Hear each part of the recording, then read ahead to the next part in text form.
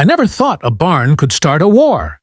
But here I was, standing in front of my bright red barn, the one my family had painted 5 years ago, the one that had stood proudly on our property through every storm and season, when a letter from the HOA landed in my mailbox like a punch to the gut.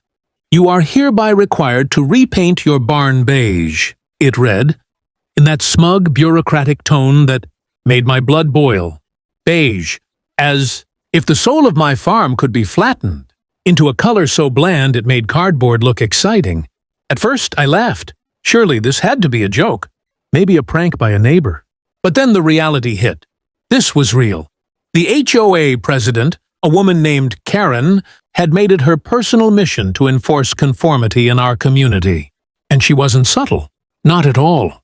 She came to our property 2 days later, clipboard in hand, pointing at every crack in the siding, as if the barn itself had committed some heinous crime against suburbia. "You have 2 weeks to comply," she said, eyes narrowing, voice sharp as a whip. "We cannot allow such an eyesore in the neighborhood." I stared at her, blinking, trying to process the audacity. An eyesore? My barn was a beacon, a bright, cheerful red that matched the energy of the land. And now, because of some self-appointed color police, I was supposed to turn it into the architectural equivalent of beige wallpaper. I tried reasoning. I showed her historical photos of the barn, explained how red barns were a tradition in the region. She didn't care.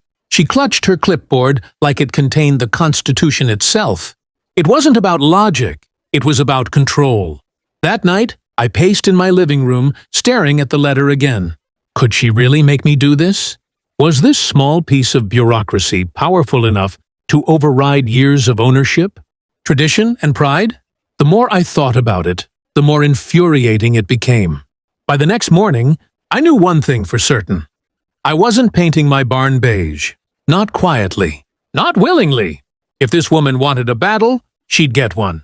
But little did Karen know, I had an ace up my sleeve, a path that would take us from backyard squabbles to a courtroom showdown she never expected. And trust me, the outcome would leave her seething and me victorious. The war over paint was about to begin, and it was going to be messy, dramatic, and unforgettable. The next morning, I found Karen circling my property like a hawk. Clipboard in hand, her expression twisted with determination. She had already started taking photos, probably planning a presentation for the HOA board. I waved at her from the porch, trying to mask my irritation with a polite smile. "Morning, Karen. Beautiful day for beiges, huh?" I joked, but she didn't flinch. She marched up the driveway, clipboard tapping with every step. "You're out of compliance," she said flatly. "We can't allow that, Red. It's disruptive to the community aesthetic." Disruptive. The word made me laugh, though I kept it quiet. Disruptive? My barn wasn't disrupting anything. It was alive, vibrant, and full of character. Meanwhile, Karen's obsession with beige was disrupting my life. It wasn't just about paint anymore. It was about control, ego, and her need to dominate. That's when I realized negotiation wasn't an option. Pleading or reasoning would accomplish nothing. So I took a deep breath, shook my head, and said, "I'm afraid the barn stays red." Her eyes narrowed dangerously. "Then we will escalate. You'll hear from our legal team." Escalate! That was the word that made my stomach twist. Legal threats. Suddenly, this wasn't just a minor HOA disagreement, it was a full-blown battle with rules, fines, and potential court appearances. But I refused to back down. The barn represented more than color. It symbolized independence, pride, and the freedom to make my own decisions on my own property. Over the next week, the tension escalated. Karen sent more letters, each more aggressive than the last. Fines were threatened. Inspectors were scheduled.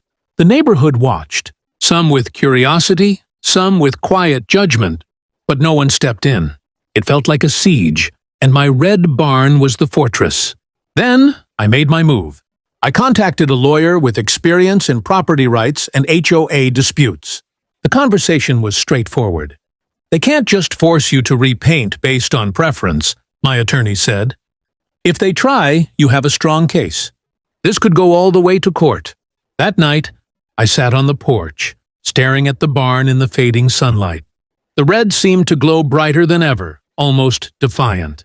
I knew the fight wasn't just about paint anymore. It was about standing up to arbitrary power and proving that rules existed to serve people, not to control them.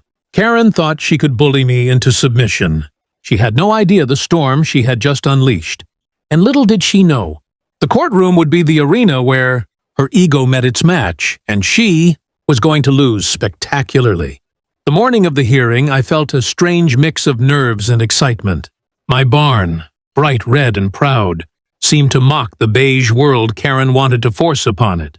I parked outside the courthouse, my attorney by my side, and watched as neighbors filed past, some whispering, others just staring. Karen, of course, arrived with her army of HOA supporters, armed with clipboards, color charts, and a smug sense of certainty. Inside the courtroom, the tension was electric. Karen strutted in like she owned the place, tossing her papers on the table with a flourish. Her lawyer, sharp-suited and overconfident, began reading their prepared statements, citing HOA rules and vague community aesthetic standards. Every word sounded ridiculous in my ears. The Red Barn had not lowered property values, blocked views, or endangered anyone. It simply existed, and Karen couldn't stand it. When it was my turn, I stood tall, heart pounding but steady. I spoke about tradition, history, and property rights. I explained how the barn was part of the character of our farm, a symbol of hard work and family pride. I emphasized that HOA rules couldn't override individual rights when the rules themselves were unreasonable. My lawyer chimed in with precedent cases and clear legal arguments, dismantling their claims point by point. Karen's confident smile began to fade as the judge asked pointed questions about the rules she was enforcing. Does the HOA have the authority to dictate specific colors that aren't part of original deed restrictions? The judge's tone was calm but firm. The answer, of course, was no.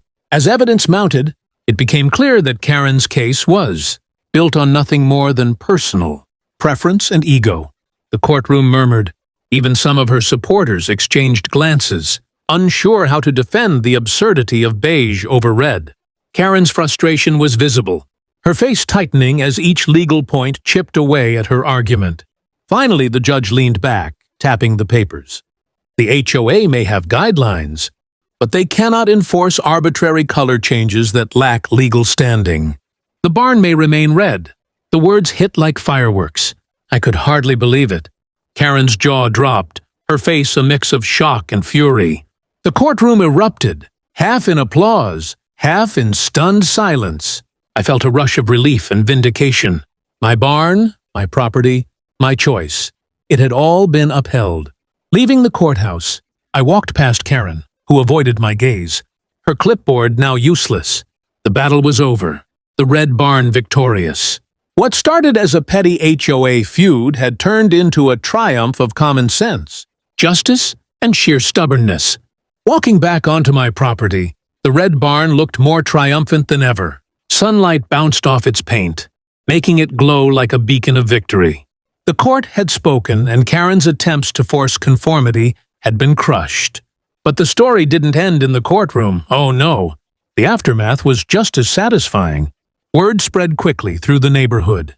Friends, neighbors, and even casual onlookers stopped by, offering congratulations and shaking their heads at Karen's audacity.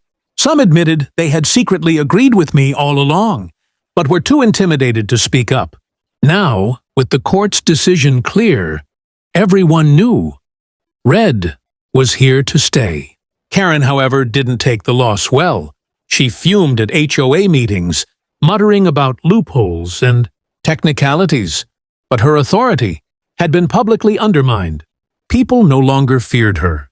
Her overreach, once invisible behind rules and intimidation, had been exposed for all to see. She tried to rally support for another vote, but neighbors, inspired by the victory, refused to comply with her schemes. I spent the next few days restoring the barn's details, touching up a few spots. Karen's inspectors had highlighted, just to remind myself that this was my domain, Every brushstroke felt like a small act of defiance, a reaffirmation of ownership and pride. The barn wasn't just a building, it was a symbol of what happens when stubbornness meets principle. In the weeks that followed, life on the farm returned to normal. The cows grazed peacefully. The fields shimmered in the sunlight, and the barn's red hue stood firm against every gaze. Karen, meanwhile, became a cautionary tale. The HOA tried to regain credibility, but the damage was done. Residents were no longer willing to tolerate arbitrary enforcement, and Karen's influence waned. She was still present at meetings, still speaking loudly, but no one listened. Her clipboard had lost its power. The best part? Every time I looked at that barn, I felt a mix of pride and amusement. What had started as a petty dispute, overpaint, had transformed into a story of resilience, courage, and justice. It was proof that standing up for what's right, even against bureaucracy and egos, can lead to victory, sometimes in the most unexpected and satisfying ways. Now, every neighbor who drives by smiles knowingly, and children point at the barn with delight. It's not just red, it's a statement. And Karen? She's left to stew in her frustration, a lesson in humility she never asked for, but undeniably received. The red barn still stands, bold, proud, and untouchable. A reminder that sometimes the simplest acts of defiance can create the greatest victories. Thanks for watching.